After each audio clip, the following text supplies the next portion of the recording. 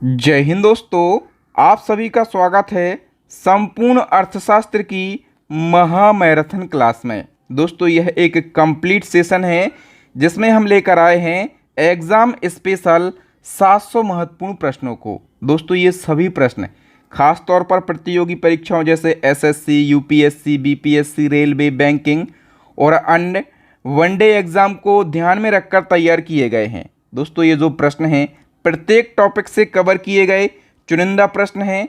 हर प्रश्न को बिल्कुल आसान भाषा में समझाया गया है और दोस्तों ये प्रश्न बार बार पूछे जाने वाले और अति संभावित प्रश्न हैं। तो दोस्तों अगर आप किसी भी प्रतियोगी परीक्षा की तैयारी कर रहे हों, ये मैराथन आप लोगों के लिए गेम चेंजर साबित हो सकती है। तो दोस्तों आइए ज्ञान की इस दौड़ में कदम से कदम मिलाकर आगे बढ़ते हैं और शुरुआत कर लेते हैं नंबर फर्स्ट क्वेश्चन से। नंबर फर्स्ट क्वेश्चन है, मानव की आर्थिक गतिविधियों का अध्ययन क्या कहलाता है? तो दोस्तों मानव की आर्थिक गतिविधियों का अध्ययन कहलाता है अर्थशास्त्र यानी कि इकोनॉमिक्स। नंबर सेकंड क्वेश्चन है, अर्थशास्त्र का जनक किसे माना जाता है? एडम स्मिथ को अर्थशास्त्र का जनक माना जाता है। दी वेल्थ ऑफ नेशन नाम की जो पुस्तक है ये किसने लिखी है? तो दी वेल्थ ऑफ नेशन नाम की पुस्तक लिखी है एडम स्मिथ ने। ये पुस्तक कब लिखी? 1776 ईस्वी में। बताइए दोस्तों, हस्तक्षेप का सिद्धांत यानी कि लेसेस फेयर का जो सिद्धांत है इसका प्रतिपादन किसने किया है? एडम स्मिथ ने। ठीक है, अब बताओ कि जो भारतीय अर्थव्यवस्था है वो किस प्रकार की है? तो भारत की अर्थव्यवस्था विकासशील है। ठीक है दोस्तों, तृतीय विश्व यानी कि थर्ड वर्ल्ड शब्द प्रयुक्त होता है तो विकासशील देशों के संदर्भ में थर्ड वर्ल्ड जो शब्द है ये प्रयुक्त होता है। बताओ विश्व की सबसे बड़ी अर्थव्यवस्था किस देश की है?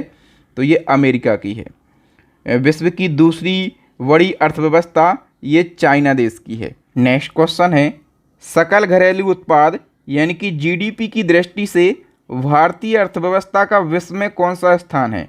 तो जीडीपी की दृष्टि से भारतीय अर्थव्यवस्था का विश्व में 5वां स्थान है। अब बताओ क्रय शक्ति क्षमता यानी कि ट्रिपल पी के आधार पर भारतीय अर्थव्यवस्था का विश्व में कौन सा स्थान है? तो ट्रिपल पी के आधार पर भारतीय अर्थव्यवस्था का 3रा स्थान है।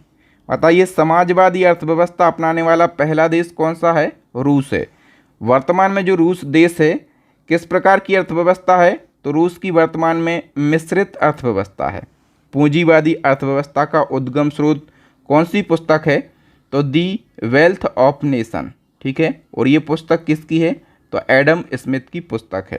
ठीक है, बताओ पूंजीवादी अर्थव्यवस्था में कीमत निर्धारण होती है पूर्ति और मांग के द्वारा। रखो और निकालो नीति जो है ये पूंजीवाद की नीति है। समाजवादी अर्थव्यवस्था का प्रतिपादन किसने किया था? तो जर्मन दार्शनिक थे कार्ल मार्क्स। इनने समाजवादी अर्थव्यवस्था का प्रतिपादन किया था। दोस्तों जितने भी क्वेश्चन करवा रहा हूँ ना, सारे क्वेश्चन मोस्ट रिपीटेड क्वेश्चन है और आपके एग्जाम में भी यही क्वेश्चन पूछे जाते हैं। तो नेक्स्ट हमारा क्वेश्चन है, ऐसी अर्थव्यवस्था जिसमें निजी क्षेत्रों की भागीदारी अधिक तथा सार्वजनिक क्षेत्रों की भागीदारी न्यूनतम होती है वह किस प्रकार की अर्थव्यवस्था कहलाती है? तो ऐसी अर्थव्यवस्था दोस्तों जिसमें निजी क्षेत्रों की भागीदारी ज़्यादा होती है लेकिन सरकारी क्षेत्रों की भागीदारी कम होती है, ऐसी अर्थव्यवस्था पूंजीवादी अर्थव्यवस्था कहलाती है। पूंजीवादी अर्थव्यवस्था पर कंट्रोल किसका होता है? निजी व्यक्तियों का। ठीक है, किस प्रकार की अर्थव्यवस्था में अधिकतम लाभ और न्यूनतम कल्याण नीति अपनाई जाती है? तो ये पूंजीवादी अर्थव्यवस्था में अपनाई जाती है।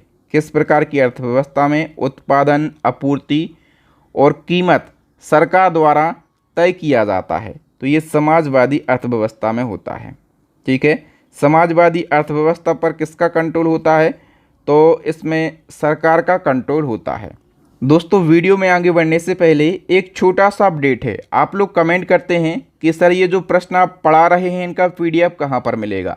तो देखो इकोनॉमी के ये सारे क्वेश्चन और इकोनॉमी के अलावा विश्व का भूगोल, भारत का भूगोल, भारत का इतिहास, इतिहास के तीनों पार्ट, भारत का संविधान, भारतीय अर्थव्यवस्था, सामान्य विज्ञान के भी तीनों पार्ट और कंप्यूटर जीके, इन सभी के मोस्ट रिपीटेड क्वेश्चन जो प्रीवियस ईयर एग्जाम में पूछे गए हैं उन सभी का हमने कलेक्शन करके एक ई बुक बनाई है स्टैटिक जीके की। रामायण ई बुक, इस ई बुक में आपको 5000 से ज़्यादा प्रश्न मिल जाएंगे। केवल 99 रुपीज़ की ये ई बुक है, ठीक है। और जो दूसरी हमारी ई बुक है ये करंट अफेयर्स की ई बुक है, तीसरी साइंस की ई बुक है। और दोस्तों इन तीनों ई बुक को यदि आप एक साथ परचेस करते हैं, अलग अलग परचेस करते हैं तो लगभग 300 रुपये की पड़ेंगी, लेकिन यदि आप एक साथ इन तीनों ई बुक को परचेस करते हैं तो केवल 150 रुपये में अभी ऑफर चल रहा है। 150 रुपये का पेमेंट आपको इस QR कोड पर करना है और पेमेंट सक्सेस होने के बाद उसका स्क्रीनशॉट इस व्हाट्सएप नंबर पर सेंड करना है। 5 सेकंड के अंदर ये तीनों ई बुक आपको मिल जाएंगी। और दोस्तों ये जो 3 ई बुक हैं, मैं गारंटी से बोलता हूँ आप किसी भी एग्ज़ाम की तैयारी कर रहे हों, उस एग्ज़ाम की खोपड़ी में छेद करके आएंगे, एग्ज़ाम में सिलेक्शन लेके आएंगे। बहुत ही शानदार कंटेंट हमने अपनी इस ई बुक में ऐड किया है। तो आइए दोस्तों, नेक्स्ट हमारा क्वेश्चन है, समाजवादी अर्थव्यवस्था का जनक किसे माना जाता है? तो मैंने आपको पहले भी बता दिया है, कार्ल मार्क्स को माना जाता है। न्यूनतम लाभ और अधिकतम कल्याण की नीति किस अर्थव्यवस्था के अंतर्गत अपनाई जाती है? तो ये समाजवादी अर्थव्यवस्था के अंतर्गत अपनाई जाती है। किस प्रकार की अर्थव्यवस्था में निजी क्षेत्र और सरकारी क्षेत्र दोनों की समान भागीदारी होती है? तो देखो, मिश्रित अर्थव्यवस्था में निजी और सरकारी दोनों की समान भागीदारी होती है। मिश्रित अर्थव्यवस्था पर कंट्रोल किनका होता है? निजी व्यक्तियों का भी और सरकार का, दोनों का। भारत की अर्थव्यवस्था किस प्रकार की है? तो मैं आपको बता चुका हूँ, भारत की अर्थव्यवस्था मिश्रित अर्थव्यवस्था है। मिश्रित अर्थव्यवस्था की संकल्पना किस अर्थशास्त्री के विचारों से प्रेरित है? तो इनका नाम है जॉन मेनार्ड किंग्स। नेक्स्ट है, मिश्रित अर्थव्यवस्था को अपनाने वाला विश्व का पहला देश कौन सा है? फ्रांस है। मिश्रित अर्थव्यवस्था का प्रारंभ कब हुआ? 1948 में। वंद अर्थव्यवस्था जो है, इसका अर्थ क्या होता है? आयात और निर्यात दोनों बंद। वह अर्थव्यवस्था जिसमें ना तो आयात और ना ही निर्यात होता है, वह कैसी अर्थव्यवस्था होती है? तो वो बंद अर्थव्यवस्था होती है। और बंद अर्थव्यवस्था दोस्तों कौन से देश में है? उत्तर कोरिया में। ऐसी अर्थव्यवस्था जिसमें दूसरे देशों के साथ में व्यापार करने पर कम से कम प्रतिबंध होता है, वह कैसी अर्थव्यवस्था होती है? वो खुली अर्थव्यवस्था होती है। और खुली अर्थव्यवस्था हांगकांग में है और सिंगापुर देश में है। नेक्स्ट क्वेश्चन है, भारत की अर्थव्यवस्था की आर्थिक गतिविधियों को कितने क्षेत्रों में बांटा गया है?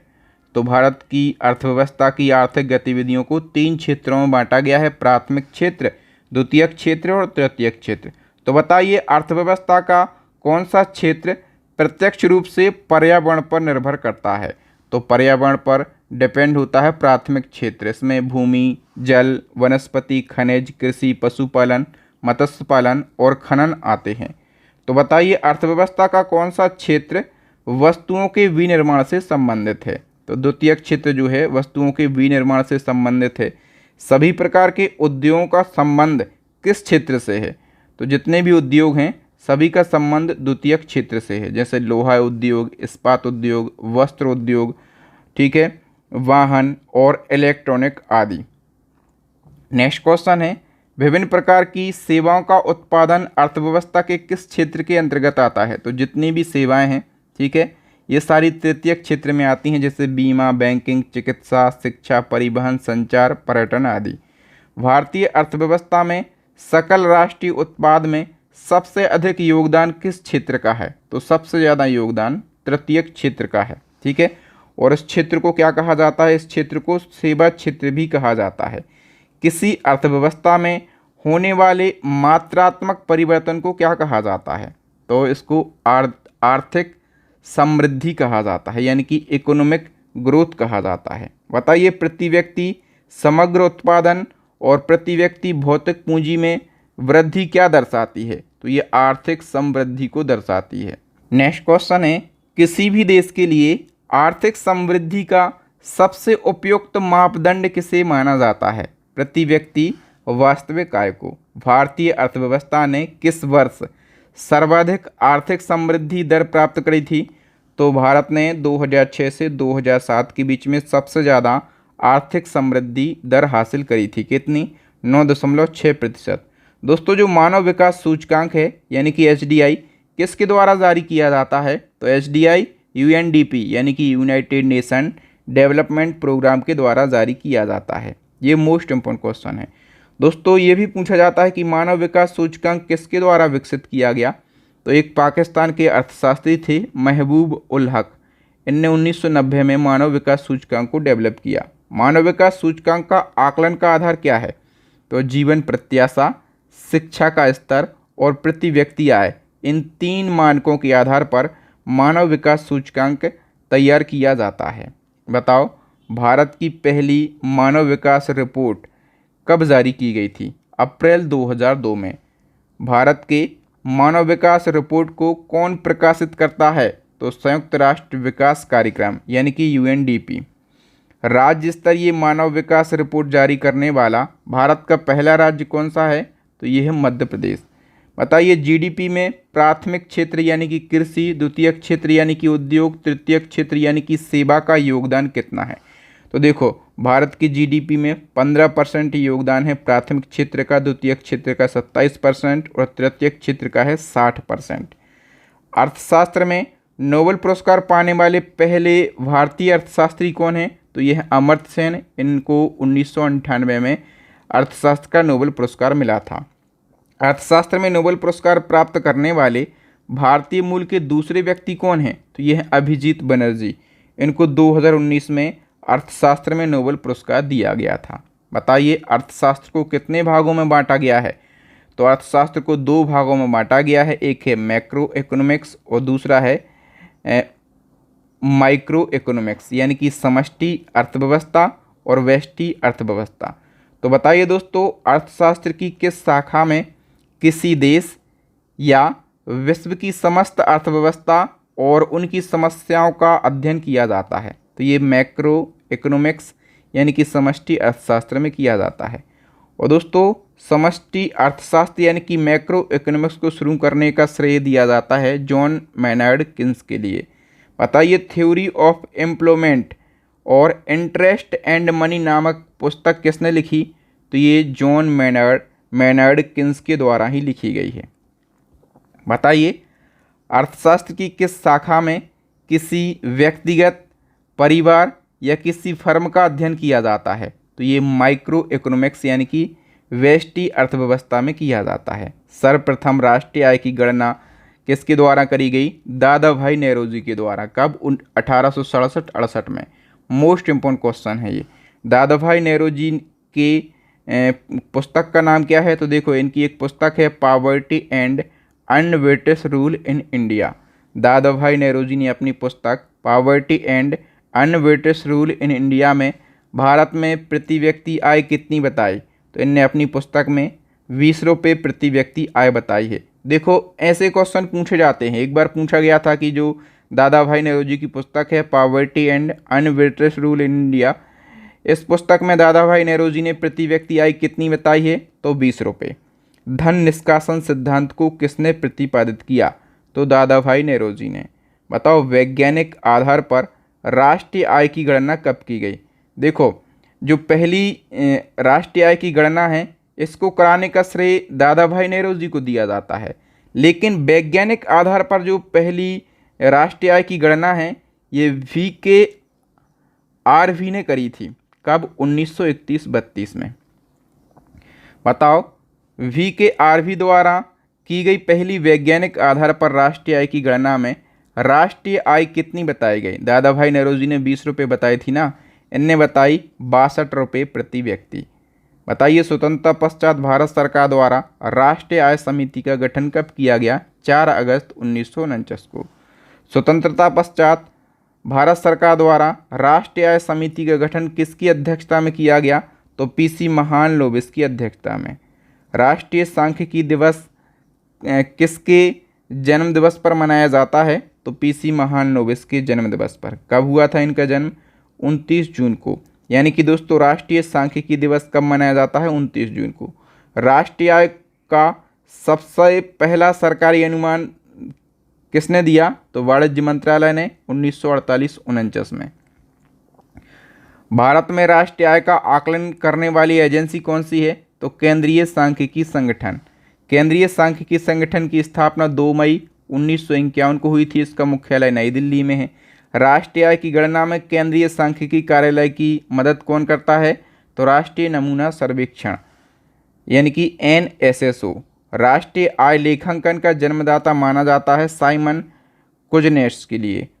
एक वर्ष में किसी देश में उत्पादित सभी सामानों और सेवाओं के मौद्रिक मूल्य का योग कहलाता है राष्ट्रीय आय।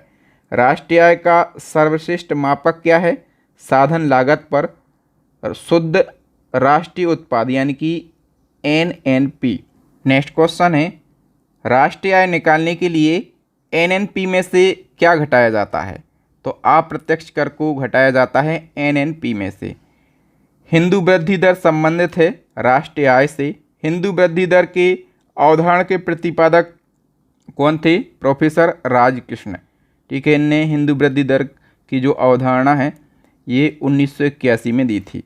वर्तमान में राष्ट्रीय आय की गणना का आधार वर्ष क्या है? 2011 से 2012। ये मोस्ट इम्पोर्टेंट है। भारत की राष्ट्रीय आय में सर्वाधिक योगदान किस क्षेत्र का है? तृतीयक क्षेत्र यानी कि सेवा क्षेत्र का। भारत की राष्ट्रीय आय में सबसे कम योगदान किस क्षेत्र का है? सबसे कम प्राथमिक क्षेत्र का यानी कि कृषि का। अर्थव्यवस्था का वृद्धि दर मापा जाता है राष्ट्रीय आय के आधार पर। किसी देश की आर्थिक वृद्धि की सर्वाधिक उपयुक्त माप क्या है? तो ये है GDP यानी कि सकल घरेलू उत्पाद। बताइए, किसी देश की घरेलू सीमा में एक वित्तीय वर्ष में अंतिम वस्तुओं एवं सेवाओं से अर्जित कुल आय कहलाता है? तो ये कहलाता है GDP यानी कि सकल घरेलू उत्पाद। GDP में परिवर्तन की दर क्या कहलाती है? तो ये आर्थिक विकास दर कहलाती है यानी कि इकोनॉमिक डेवलपमेंट रेट। सकल राष्ट्रीय उत्पाद में से पूंजीगत वस्तुओं के मूल्य ह्रास को घटा देने पर प्राप्त प्रतिफल क्या कहलाता है? तो ये कहलाता है NNP यानी कि निबल राष्ट्रीय उत्पाद। बताइए दोस्तों, भारत के सकल घरेलू उत्पाद यानी कि GDP में सर्वाधिक योगदान देने वाला राज्य कौन सा है? GDP में सबसे ज़्यादा योगदान महाराष्ट्र का है। राष्ट्रीय लेखा सांख्यिकी कहलाता है। ये क्या कहलाता है? श्वेत पत्र कहलाता है। नेक्स्ट है, राष्ट्रीय आय के संबंध में पहला श्वेत पत्र जारी किया था CSO ने 1956 में। भारतीय सांख्यिकीय संस्थान कहाँ पर है? कोलकाता में। किसी भी देश की आर्थिक विकास दर का सर्वश्रेष्ठ सूचक होती है प्रति व्यक्ति आय। प्रति व्यक्ति आय की गणना की जाती है राष्ट्रीय आय में जनसंख्या से भाग देकर। सर्वाधिक प्रति व्यक्ति आय वाला राज्य कौन सा है? गोवा। न्यूनतम प्रति व्यक्ति आय वाला राज्य बिहार है। वर्तमान में सर्वाधिक प्रति व्यक्ति आय वाला केंद्र शासित प्रदेश कौन सा है? दिल्ली। गरीबी से आशय क्या है? जीवन की आधारभूत आवश्यकताओं की पूर्ति से वंचित रहना। नेक्स्ट क्वेश्चन है, भारत में गरीबी मापन का आधार क्या है? तो भारत में गरीबी मापन का आधार है न्यूनतम कैलोरी उपभोग व्यय। और देखो, भारत में ग्रामीण एवं शहरी क्षेत्रों में गरीबी रेखा को निर्धारण करने के लिए प्रति व्यक्ति कैलोरी ग्राह्यता निर्धारित की गई है। तो देखो, ग्रामीण क्षेत्रों में जो है 2400 कैलोरी और शहरी क्षेत्रों में 2100 कैलोरी। ठीक है, ये बहुत ज़्यादा महत्वपूर्ण है। मूल्य स्तर के आधार पर गरीबी रेखा के निर्धारण का प्रस्ताव किसके द्वारा दिया गया? लकड़वाला समिति के द्वारा 1989 में ये गठित हुई थी। सुरेश तेंदुलकर समिति जो कि 2004 में गठित हुई और C रंगराजन समिति जो कि 2012 में गठित हुई, इन दोनों का संबंध जो है ये गरीबी निर्धारण से है। राष्ट्रीय सांख्यिकी आयोग की स्थापना किस समिति की अनुशंसा पर स्वीकार की गई? तो C रंगराजन समिति की सिफारिश पर। ठीक है, और ये समिति कब स्थापित हुई थी? 2005 में। बताइए, भारत में निर्धनता रेखा के निर्धारण का पहला प्रयास किसने किया था? योजना आयोग ने। वर्तमान में भारत में गरीबी रेखा का निर्धारण कौन करता है? नीति आयोग। बताइए, लॉरेंज वक्र क्या है? व्यक्तियों के आय वितरण का चित्रीय प्रदर्शन जो है ये लॉरेंज वक्र कहलाता है। गिनी गुणांक क्या कहलाता है? आय के वितरण की विषमता की माप की सबसे प्रचलित विधि जो है ये गिनी गुणांक कहलाती है। विश्व बैंक के द्वारा गरीबी रेखा निर्धारण मानक माना जाता है। तो देखो दोस्तों, जो वर्ल्ड बैंक है, ठीक है, ये कहती है कि यदि $2.15 प्रतिदिन आय हो रही है, ठीक है, मतलब इतनी से नीचे यदि हो रही है तो आप गरीब हैं, और इतने से ऊपर हो रही है तो आप फिर गरीब नहीं हैं। ठीक है, ये वर्ल्ड बैंक का मापने का तरीका है। भारत में गरीबी निवारण के लिए सर्वप्रथम अपनाया गया तो अंत्योदय कार्यक्रम 1978 में। अंत्योदय अन्न योजना की शुरुआत 25 दिसंबर 2000 को राजस्थान से करी गई। अटल बिहारी वाजपेयी ने इस योजना की शुरुआत की। और देखो, एक है अन्नपूर्णा योजना, इसकी शुरुआत 25 अक्टूबर 2000 को हुई गाजियाबाद के सखोड़ा गांव से। बताओ, भारत में बेरोजगारी के आंकड़े जारी करता है तो राष्ट्रीय नमूना सर्वेक्षण कार्यालय, इसको NSSO कहा जाता है शॉर्ट में। आदर्श, प्रच्छन्न और छिपी बेरोजगारी कहाँ पर पाई जाती है? तो ये कृषि क्षेत्रों में पाई जाती है। ऐसा भी पूछा जाता है कि ये कहाँ पर पाई जाती है, तो कृषि क्षेत्रों में, और ये गांव में सबसे ज़्यादा पाई जाती है। भारत में बेरोजगारी का स्वरूप जो है ये संरचनात्मक है। संरचनात्मक बेरोजगारी जो है कैसी होती है? दीर्घकालीन होती है। व्यावसायिक गतिविधियों में एक समान मंदी से उत्पन्न बेरोजगारी ये चक्रीय बेरोजगारी कहलाती है। चक्रीय बेरोजगारी कहाँ पर मिलती है? तो ये विकसित देशों में देखने के लिए मिलती है। ग्रामीण क्षेत्रों में जो बेरोजगारी पाई जाती है वो मौसमी, आदर्श या फिर प्रच्छन्न बेरोजगारी कहलाती है। ठीक है, ये बेरोजगारी मुख्य रूप से कृषि में पाई जाती है। शहरी क्षेत्रों में जो बेरोजगारी पाई जाती है उसको खुली और प्रत्यक्ष बेरोजगारी कहते हैं। मतलब शहर में जो बेरोजगार हैं वो दिखते हैं कि बेरोजगार हैं, ठीक है, यहाँ वहाँ भटकेंगे बेचारे, वो दिखते हैं, इसलिए इसको खुली या फिर प्रत्यक्ष बेरोजगारी कहा जाता है। और गांव में क्या होता है? आदर्श या फिर प्रच्छन्न वो बेरोजगारी होती है, क्योंकि वो लोग देखो बेरोजगार तो हैं लेकिन थोड़ा बहुत उनके पास काम है। 1 एकड़ खेती है, 4 लड़के हैं, चारों लड़के 1 एकड़ खेती का काम कर रहे हैं, मतलब काम में तो वो लगे हैं लेकिन वो क्या हैं? बेरोजगार हैं। ठीक है, 1 एकड़ खेती को एक अकेला लड़का कर सकता था, बाकी के 3 लड़के और काम करते तो इनके पास में काम और ज़्यादा आता, पैसा और ज़्यादा आता। ठीक है, नेक्स्ट है भगवती समिति संबंधित है बेरोजगारी से। रोजगार गारंटी योजना शुरू करने वाला पहला राज्य, मोस्ट इम्पोर्टेंट है, महाराष्ट्र। राष्ट्रीय ग्रामीण रोजगार गारंटी योजना की शुरुआत 2 फरवरी 2006 को आंध्र प्रदेश के अनंतपुर ज़िले से हुई थी। जो नरेगा है दोस्तों, पूरे देश में लागू कब हुई ये? तो दोस्तों ये पूरे देश में 1 फरवरी 2008 से लागू हुई। नरेगा का नाम परिवर्तित करके मनरेगा कब किया गया? तो 2 अक्टूबर 2009 को। देखो, मनरेगा का लक्ष्य क्या है? 100 दिनों का रोजगार उपलब्ध कराना। कम से कम 100 दिनों का रोजगार तो मिलना ही चाहिए 365 दिन में से। बताइए, सभी जिलों में 100 दिन की रोजगार गारंटी योजना लागू करने वाला प्रथम राज्य कौन सा है? बिहार है। भारत में सामुदायिक विकास कार्यक्रम का प्रारंभ हुआ 2 अक्टूबर 1952 को। वित्तीय वर्ष की अवधि क्या होती है? तो देखो, फाइनेंशियल ईयर जो है 1 अप्रैल से 31 मार्च तक चलता है। प्रथम वित्त आयोग का गठन हुआ था 1951 में। वित्त आयोग का गठन किसके द्वारा होता है? राष्ट्रपति के द्वारा। इसका वर्णन अनुच्छेद 280 क्लॉज 1 में किया गया है।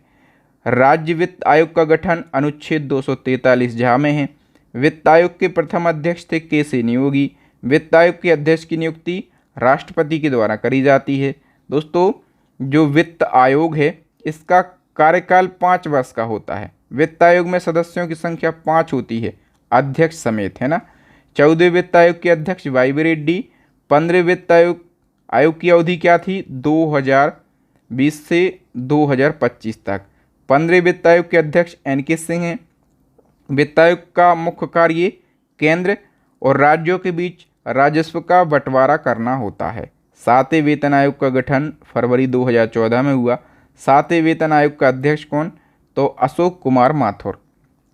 बताओ, योजना आयोग द्वारा इंडिया विजन 2020 का दस्तावेज प्रस्तुत किया था 23 जनवरी 2003 को। ठीक है, श्यामा प्रसाद गुप्ता की अध्यक्षता में। भारत में योजना का स्वरूप कैसा है? मिश्रित है। भारत में सर्वप्रथम आर्थिक नियोजन की पृष्ठभूमि किसने तैयार की?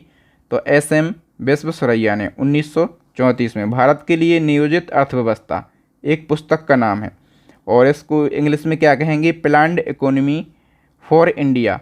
ये पुस्तक लिखी है एम विश्वेश्वरैया ने। ठीक है, भारत के आधुनिक नियोजन का प्रणेता किसे कहा जाता है? मोस्ट इम्पोर्टेंट है, तो ये एम विश्वेश्वरैया को कहा जाता है। गांधी योजना को किसने तैयार किया? तो श्री मन्ना नारायण ने 1944 में। बताओ बॉम्बे प्लान, ये 15 वर्षीय हुआ करता था, तो इसको लागू किया गया 1944 में 8 उद्योगपतियों के द्वारा। जन योजना यानी कि पीपल्स प्लान निर्मित की गई श्री M.N. राव के द्वारा 1945 में। राष्ट्रीय प्रतिदर्श सर्वेक्षण संगठन की स्थापना कब हुई? तो करेक्ट आंसर हो जाएगा दोस्तों 1950 में। इसको शॉर्ट में NSSO कहा जाता है। सर्वोदय योजना को प्रस्तुत किया जयप्रकाश नारायण ने 1950 में। राष्ट्रीय योजना समिति की स्थापना 1938 में। राष्ट्रीय योजना समिति के अध्यक्ष कौन थे? जवाहरलाल नेहरू। राष्ट्रीय योजना समिति की रिपोर्ट प्रकाशित हुई थी 1949 में। देखो स्थापना कब हुई? 1938 में, और इसने अपनी रिपोर्ट प्रकाशित करी 1949 में। योजना आयोग का गठन कब हुआ था? 15 मार्च 1950 को। योजना आयोग संस्था थी गैर संवैधानिक।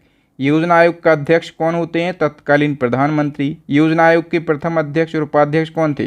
पहले अध्यक्ष थे JL नेहरू और उपाध्यक्ष थे गुलजारीलाल नंदा। अध्यक्ष तो सभी को पता है, उपाध्यक्ष आपको याद रखना है। योजना आयोग के अंतिम अध्यक्ष और उपाध्यक्ष कौन थे? तो देखो योजना आयोग कब बंद हुई? 2015 में।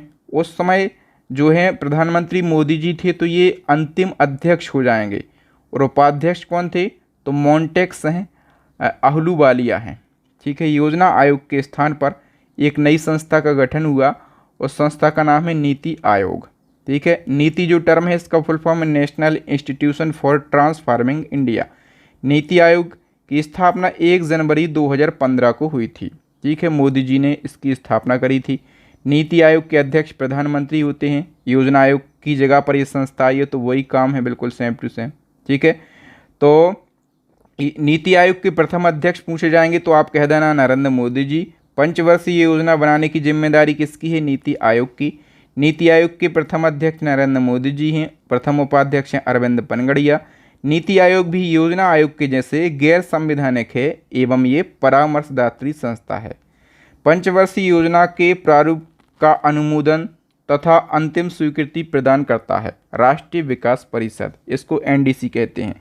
तो बताइए जो NDC है इसका गठन कब हुआ? 6 अगस्त 1952 को।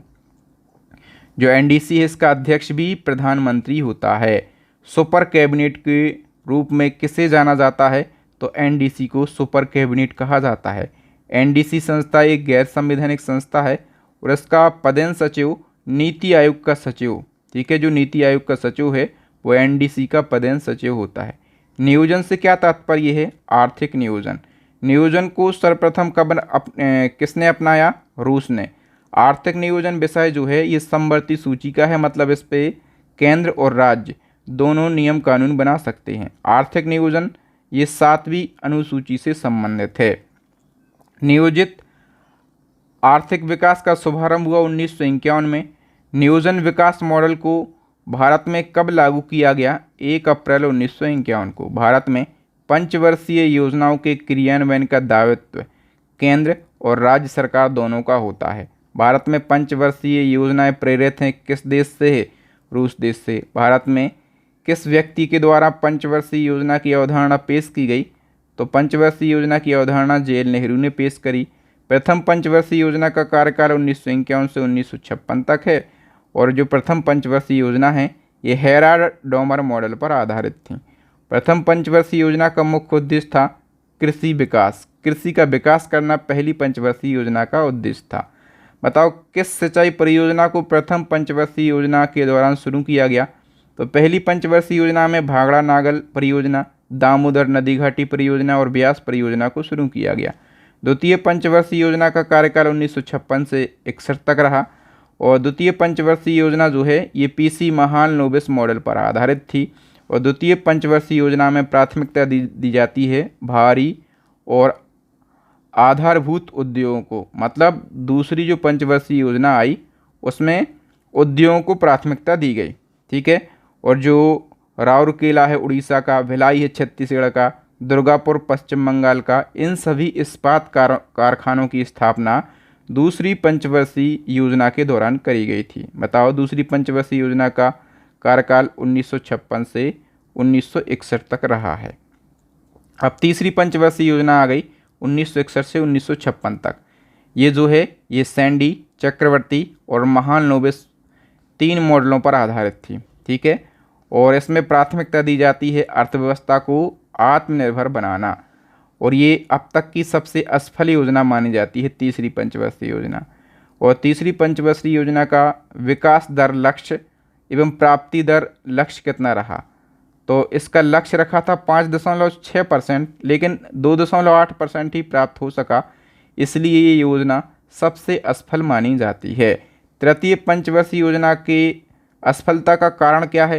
तो देखो, उस समय 1965 की बात है, भारत पाकिस्तान युद्ध हो गया था, 62 में भारत चाइना युद्ध हो गया था, और एक अकाल भी पड़ा था। ठीक है, इसलिए ये योजना सबसे असफल रही। बोकारो स्टील प्लांट की स्थापना 1964 में तृतीय पंचवर्षीय योजना के दौरान करी गई। Bokaro iron and steel industry की स्थापना किस देश की सहायता से की गई? तो रूस देश की सहायता से। कहाँ पर ही? ये झारखंड में स्थापना हुई 1964 में। किस क्रांति की शुरुआत? तृतीय पंचवर्षीय योजना के समय हुई, हरित क्रांति की। 3 वार्षिक योजनाओं को संज्ञा दी जाती है, तो 3 वार्षिक योजनाएं चली थीं। ठीक है, इनको योजना अवकाश की संज्ञा दी जाती है। 1966 से 1969 तक चली थी। योजना अवकाश की अवधि 1966 से 1969। और देखो, चौथी जो पंचवर्षीय योजना शुरू हुई 1969 से 1974 तक चली। चतुर्थ पंचवर्षीय योजना जो है ये DR गॉडगिल मॉडल पर आधारित थी, और गॉडगिल योजना ये किसको कहा जाता है? चतुर्थ पंचवर्षीय योजना को। जो चौथी पंचवर्षीय योजना है, इसका मुख्य उद्देश्य स्थिरता के साथ आर्थिक विकास करना। किस पंचवर्षीय योजना के समय कृषि वृद्धि दर सबसे ज़्यादा रही? चौथी पंचवर्षीय योजना के समय। चौथी पंचवर्षीय योजना मैंने बताया DR गॉडगिल मॉडल पर आधारित थी। किस क्रांति का प्रारंभ चौथी पंचवर्षीय योजना के समय हुआ? श्वेत क्रांति, यानी कि ऑपरेशन फ्लड की शुरुआत चौथी पंचवर्षीय योजना के दौरान हुई। 14 बड़े बैंकों का राष्ट्रीयकरण चौथी पंचवर्षीय योजना के दौरान किया गया। ठीक है, और 1969 में 14 बड़े बैंकों का राष्ट्रीयकरण हुआ था। भारत में सर्वप्रथम परिवार नियोजन कार्यक्रम 1952 में शुरू हुआ। चौथी पंचवर्षीय योजना में किस क्षेत्र को उच्च प्राथमिकता दी गई? मुद्रास्फीति को नियंत्रण करना और आर्थिक स्थिति में स्थिरता लाना। बताओ, 5वीं योजना का कार्यकाल 1974 से 1978 तक रहा। 5वीं योजना जो है ये कौन से मॉडल पर आधारित थी? DP धर मॉडल पर 5वीं पंचवर्षीय योजना आधारित थी। जो 5वीं पंचवर्षीय योजना है, इसका मुख्य उद्देश्य निर्धनता उन्मूलन एवं आर्थिक आत्मनिर्भरता था। बताओ, कौन सी पंचवर्षीय योजना केवल 4 साल चली? ये प्रश्न पूछा ही जाता है। तो जो 5वीं पंचवर्षीय योजना है ये केवल 4 साल चल सकी थी। इंदिरा गांधी ने गरीबी हटाओ और निर्धनता उन्मूलन का नारा 5वीं पंचवर्षीय योजना में दिया गया। काम के बदले अनाज, ये कार्यक्रम 1977 से 78 तक चला, और ये 5वीं पंचवर्षीय योजना के दौरान चलाया गया। बताओ, 1975 में इंदिरा गांधी द्वारा 20 सूत्री कार्यक्रम का शुभारंभ 5वीं पंचवर्षीय योजना में किया गया। नेक्स्ट है, 2 अक्टूबर 1975 को क्षेत्रीय ग्रामीण बैंक की स्थापना किस योजना के दौरान की गई? 5वीं योजना के काल में। राष्ट्रीय न्यूनतम आवश्यकता कार्यक्रम यानी कि NMNP जो कार्यक्रम है ये कब लागू हुआ? 1974 में, और 5वीं योजना के दौरान। अनवरत योजना, इसको रोलिंग प्लान भी कहा जाता है, और इसका काल जो है 1978 से 1980 तक रहा, 5वीं पंचवर्षीय योजना के बाद। बताइए, अनवरत योजना देन है, ये गुन्नार मेडल की देन है। अनवरत योजना के प्रतिपादक कौन हैं? तो रेगनर फ्रिस हैं।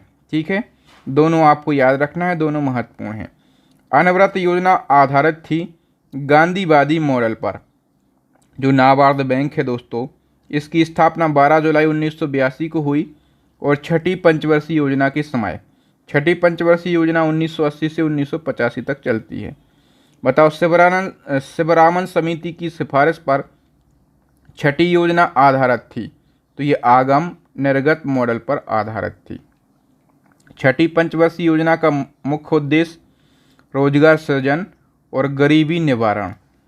बताओ, बेरोजगारी उन्मूलन से संबंधित IRDP, NREP और ट्राइसेम, DWA, CRA, RLEGP कार्यक्रम लागू की गई थी। तो ये सारे कार्यक्रम जो हैं छठी योजना में शुरू किए गए। राष्ट्रीय ग्रामीण रोजगार योजना, ये भी छठी योजना के काल में शुरू हुआ। सातवीं योजना की अवधि क्या रही? 1985 से 1990। इंदिरा आवास योजना, जवाहर रोजगार योजना, ये दोनों सातवीं पंचवर्षीय योजना में शुरू की गई। नेहरू रोजगार योजना जो है ये कब प्रारंभ हुई? सातवीं पंचवर्षीय योजना के दौरान। नेक्स्ट है भोजन, काम और उत्पादन का नारा किस पंचवर्षीय योजना के कार्यकाल में दिया गया? सही आंसर हो जाएगा सातवीं पंचवर्षीय योजना। आठवीं पंचवर्षीय योजना जो कि 1992 से 97 तक चलती है, इसकी जो मॉडल है वो किसने तैयार किया? John W. मिलर ने। आठवीं योजना का मुख्य उद्देश्य मानव संसाधन का विकास। आठवीं योजना का विकास दर लक्ष्य और प्राप्ति दर लक्ष्य कितना था?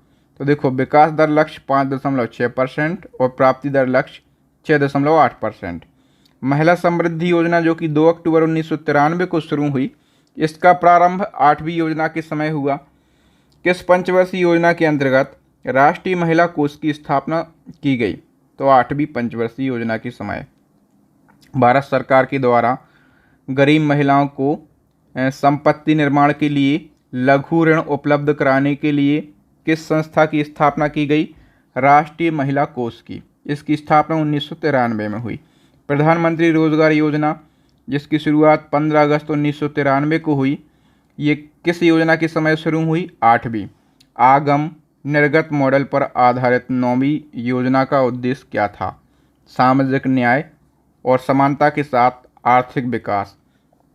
10वीं योजना का जो काल रहा है 2000 से 2007 तक, 10वीं योजना का उद्देश्य था देश में गरीबी और बेरोजगारी को समाप्त करना।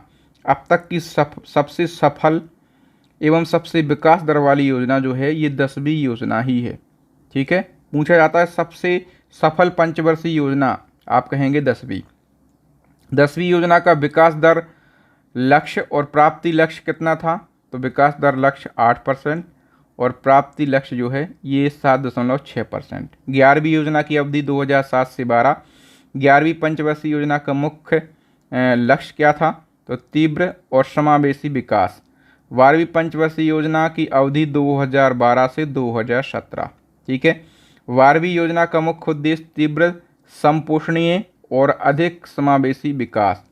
12वीं योजना में आर्थिक वृद्धि दर लक्ष्य और प्राप्ति लक्ष्य कितना था? 8% और 7.6%।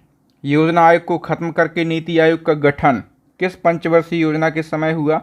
12वीं पंचवर्षीय योजना। देखो, नीति आयोग का गठन हुआ 1 जनवरी 2015 को। नीति आयोग का अध्यक्ष प्रधानमंत्री होता है। योजना पत्रिका का प्रकाशन सूचना एवं प्रसारण मंत्रालय के द्वारा किया जाता है। आर्थिक सुधार नीतियों का शुभारंभ 1991 में और नई आर्थिक नीति 1991 के दौरान भारत के वित्त मंत्री मनमोहन सिंह थे। आर्थिक क्षेत्र में उदारीकरण के लिए नए युग की शुरुआत कब हुई? 1991 में। भारतीय अर्थव्यवस्था के उदारीकरण का अग्रदूत मनमोहन सिंह को कहा जाता है। देखिए, ट्राइसेम यानी कि ग्रामीण युवाओं के लिए स्वरोजगार प्रशिक्षण योजना की शुरुआत 15 अगस्त 1979 को हुई। बताओ, ग्रामीण क्षेत्रों में महिला एवं बाल विकास कार्य, इसको DWCRA कहा जाता है, 1982 में शुरू हुआ। और राष्ट्रीय ग्रामीण रोजगार योजना NREP की शुरुआत 1980 में। संपूर्ण ग्रामीण रोजगार योजना SGRY, इसका शुभारंभ 25 सितंबर 2001 को। जवाहर ग्राम समृद्धि योजना 1 अप्रैल 1999 को। सर्व शिक्षा अभियान तथा प्रधानमंत्री ग्रामोदय योजना 2000-2001 में शुरू हुई। जल प्रबंधन से संबंधित हरियाली योजना 27 जनवरी 2003 को शुरू हुई। कृषक बीमा आय योजना 2003-04 में शुरू हुई। 100 जलधारा कार्यक्रम दिसंबर 2002 में शुरू हुई। नेक्स्ट क्वेश्चन, प्रधानमंत्री ग्राम सड़क योजना दिसंबर 2000 को शुरू। इंदिरा आवास योजना 1985-86 में शुरू। प्रधानमंत्री रोजगार सृजन कार्यक्रम 15 अगस्त 2008 को शुरू। कपाट का गठन 1 सितंबर 1986 को, मुख्यालय नई दिल्ली में। उपभोक्ता की बचत का सिद्धांत अल्फ्रेड मार्शल ने दिया। न्यूनतम समर्थन मूल्य कृषि से संबंधित है। न्यूनतम समर्थन मूल्य का निर्धारण कौन करता है? कृषि लागत एवं मूल्य आयोग। खाद्यान्नों का जो न्यूनतम समर्थन मूल्य है किस वर्ष शुरू हुआ? न्यूनतम समर्थन मूल्य दोस्तों ये 1964-65 में शुरू हुआ। भारत में सबसे पहले चकबंदी कानून 1920 में बड़ौदा में लागू हुआ। चकबंदी के दो प्रकार कौन कौन से हैं? एक है ऐच्छिक चकबंदी, दूसरी है अनिवार्य चकबंदी। ऐच्छिक चकबंदी की शुरुआत 1921 में पंजाब से और अनिवार्य चकबंदी की शुरुआत 1928 मध्य प्रदेश से। देशों में सर्वाधिक जोतों का प्रकार कैसे हैं? सबसे ज़्यादा सीमांत जोत हैं। सीमांत जोत का आकार 1 हेक्टेयर से कम। जोतों का आकार सबसे कम कहाँ पर है? केरला में। जोतों का आकार सबसे ज़्यादा जो है ये राजस्थान में है। कृषि वर्ष माना जाता है 1 जुलाई से 30 जून। फसल बीमा योजना 1985 में शुरू। कृषि जोतों पर कर लगाने की संस्तुति किसने की थी? राज्य समिति ने। भारत की पहली कृषि जनगणना 1970-71 में। भारत में राष्ट्रीय कृषि बीमा योजना की शुरुआत 1999-2000 से। कृषि में उद्योग का दर्जा देने वाला पहला राज्य, तो कृषि को उद्योग का दर्जा दिया सबसे पहले महाराष्ट्र ने। भारत में कृषि को वित्त प्रदान करने वाली सर्वोच्च संस्था कौन सी है? नाबार्ड। रबी फसल कब बोई जाती है? अक्टूबर नवंबर में। खरीफ की फसल कब बोई जाती है? जून जुलाई में। रबी की कौन कौन सी फसलें हैं? तो देखो जो गेहूं है, जो है चना, मटर, सरसों, ये रबी की फसलें हैं। खरीफ की फसलें जैसे चावल है, बाजरा है, मक्का है, सोयाबीन है, ये खरीफ की फसलें हैं। जायद की फसलें, इनको जो है नगदी फसलें भी कहा जाता है। ककड़ी है, तरबूजा है, खीरा है, ठीक है, ये सारी जायद फसलें होती हैं। भारत की मुख्य खाद्य फसल जो है वो चावल है। हरित क्रांति शब्द के सर्वप्रथम प्रयोगकर्ता डॉक्टर विलियम गॉड थे। ठीक है, देखो सबसे पहले प्रयोगकर्ता डॉक्टर विलियम गॉड, लेकिन हरित क्रांति का जन्मदाता MS स्वामीनाथन को कहा जाता है भारत में। ठीक है, हरित क्रांति की शुरुआत 1967-68 में हुई थी। और हरित क्रांति के विश्व स्तरीय जनक कौन हैं? Doctor Norman Borlaug. हरित क्रांति से सबसे ज़्यादा प्रभावित फसल कौन सी हुई? गेहूं। गेहूं के बाद फिर चावल। हरित क्रांति के समय भारत का केंद्रीय खाद्य एवं कृषि मंत्री कौन थे? तो CS सुब्रमण्यम। हरित क्रांति का जनक देश फिलीपींस से। सर्वप्रथम हरित क्रांति आई थी पंजाब में। पीली क्रांति तिलहन उत्पादन से संबंधित। भूरी क्रांति उर्वरक उत्पादन से। लाल क्रांति मांस एवं टमाटर से। याद रखो लाल जो है टमाटर भी होता है और मांस भी होता है। बताओ गुलाबी क्रांति झींगा उत्पादन से। श्वेत क्रांति दुग्ध उत्पादन से। रजत क्रांति अंडा उत्पादन से। बादामी क्रांति मसाला उत्पादन से। गोल क्रांति आलू कैसा होता है? गोल। नीली क्रांति मत्स्य पालन से, जो मछली है उसकी आँख कैसी होती है? नीली। कृष्ण क्रांति पेट्रोलियम से।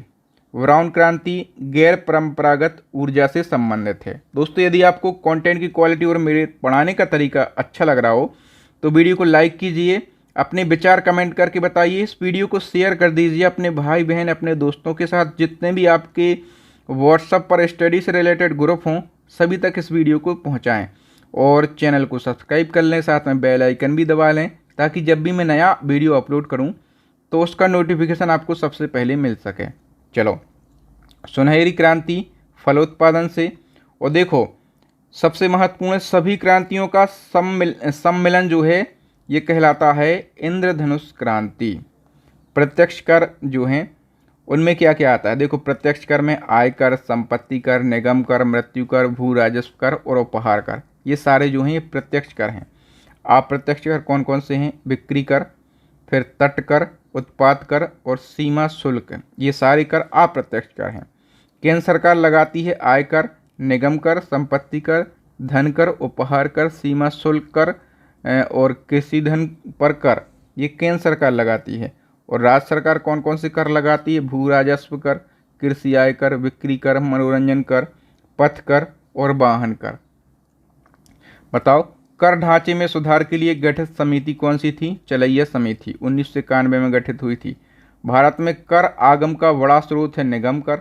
निगम कर जो है लगता है कंपनियों की आय पर।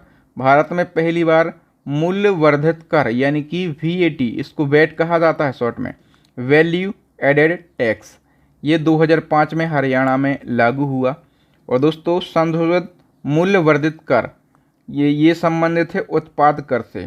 भारत में GST कब लागू हुआ? 1 जुलाई 2017 से। गुड्स एंड सर्विस टैक्स, ठीक है। GST एक अप्रत्यक्ष और गंतव्य आधारित कर है। GST सर्वप्रथम किस देश में लागू हुआ था? सबसे पहले फ्रांस में लागू हुआ था। GST की कितनी दरें हैं? 4 दरें हैं, 5%, 12%, 18% और 28%।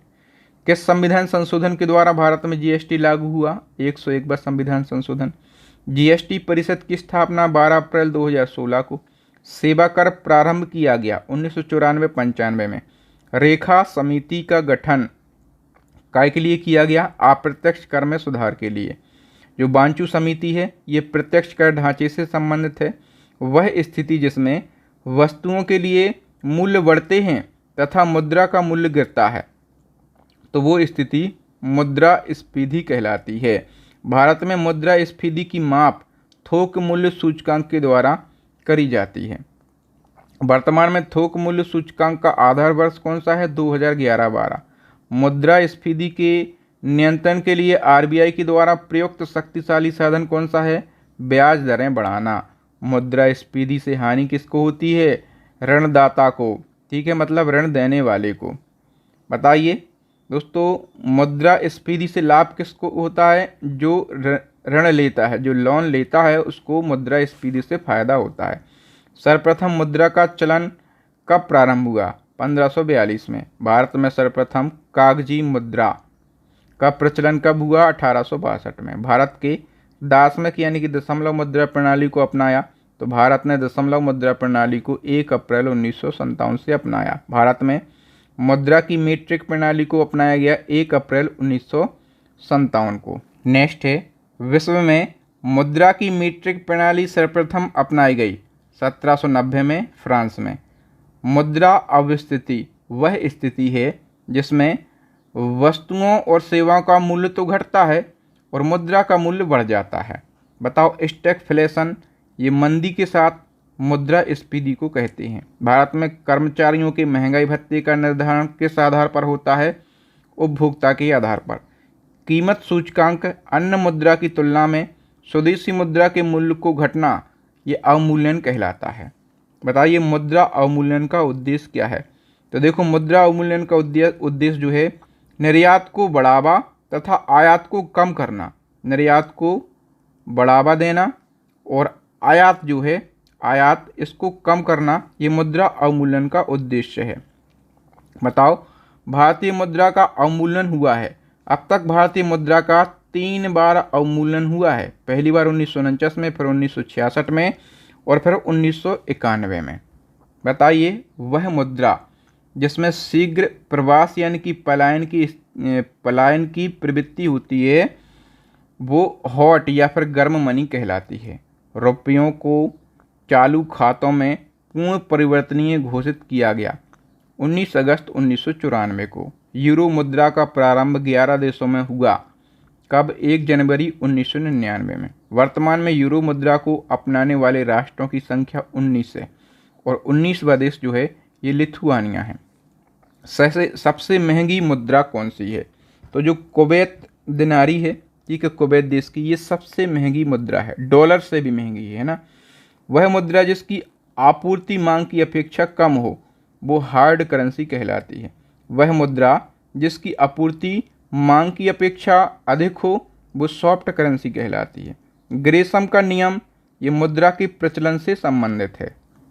नेक्स्ट है, भारत सरकार के द्वारा पुरानी मुद्रा को समाप्त कर नई मुद्रा चलाना क्या कहलाता है? विमुद्रीकरण यानी कि डीमोनेटाइजेशन। पुराने नोट बंद कर देना, उनकी जगह नए नोट चलाना, ये डीमोनेटाइजेशन कहलाता है। तो बताओ कि भारत में अब तक कितनी बार विमुद्रीकरण यानी कि डीमोनेटाइजेशन हुआ है? 3 बार। एक बार 46 में, एक बार 78 में और तीसरी बार हुआ 2016 में, मोदी जी ने किया था। भारतीय मुद्रा को पूर्ण परिवर्तनीय बनाया गया 1993-94 के बजट में। बाजार के नियम के प्रतिपादक जेबी से हैं। बताओ हवाला क्या है? तो मुद्रा विनिमय का अवैध कारोबार करना, ये हवाला कहलाता है। मुद्रा स्वयं मुद्रा का निर्माण करती है, ये परिभाषा किसने प्रस्तुत करी? तो ये क्रोमर ने ये जो परिभाषा है, डेफिनेशन ये दी थी कि मुद्रा स्वयं मुद्रा को बनाती है या निर्माण करती है। ऐच्छिक मुद्रा ये साख मुद्रा कहलाती है। कानूनी मुद्रा को कहा जाता है फ्लैट मनी।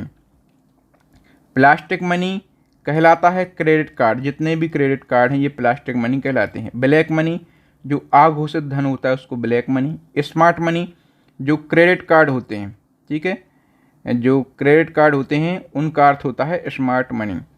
तो मुद्रा आपूर्ति की सर्वाधिक तरल माप क्या है? M1। मुद्रा पूर्ति में विस्तृत मुद्रा कहलाती है M3। भारत का सबसे अधिक विदेशी मुद्रा व्यय होता है कच्चा तेल के आयात पर। भारत सर्वाधिक आयात करता है चीन से। भारत सर्वाधिक निर्यात करता है अमेरिका को। भारतीय निर्यात का सबसे महत्वपूर्ण मद है पेट्रोलियम उत्पाद। भारत का सबसे बड़ा व्यापारिक साझेदार है अमेरिका। 1 रुपये के नोट पर हस्ताक्षर होते हैं वित्त सचिव के। 1 रुपये से अधिक के सभी मूल्यों के नोट पर किसके हस्ताक्षर होते हैं? RBI के गवर्नर के। मतलब केवल 1 रुपये का जो नोट है उस पर वित्त सचिव के सिग्नेचर होंगे। 1 रुपये के अलावा जितने भी नोट हैं सभी पर RBI के गवर्नर के साइन होंगे। भारत में देशों के विदेशी मुद्रा भंडार का अभिरक्षक है RBI। भारत में मुद्रा और साख कंट्रोल किसके द्वारा किया जाता है? RBI के द्वारा। RBI द्वारा निर्गत सभी नोटों पर उसका मूल्य कितनी भाषाओं में लिखा होता है? सभी नोटों पर उसका मूल्य 17 भाषाओं में लिखा जाता है। 1 रुपये के नोट व सिक्के जारी किए जाते हैं भारत सरकार के द्वारा। भारत सरकार का वित्त मंत्रालय 1 रुपये का नोट और सभी सिक्के जारी करता है। भारत में वित्तीय घाटे का मौद्रीकरण प्राप्त किया जाता है सरकार द्वारा ऋण लेकर। जिस बाजार से ऋण के रूप में धन प्राप्त किया जाता है वो मुद्रा बाजार कहलाता है। गिल्ट एज्ड बाजार संबंधित है सरकारी प्रतिभूतियों के व्यापार क्रय विक्रय से।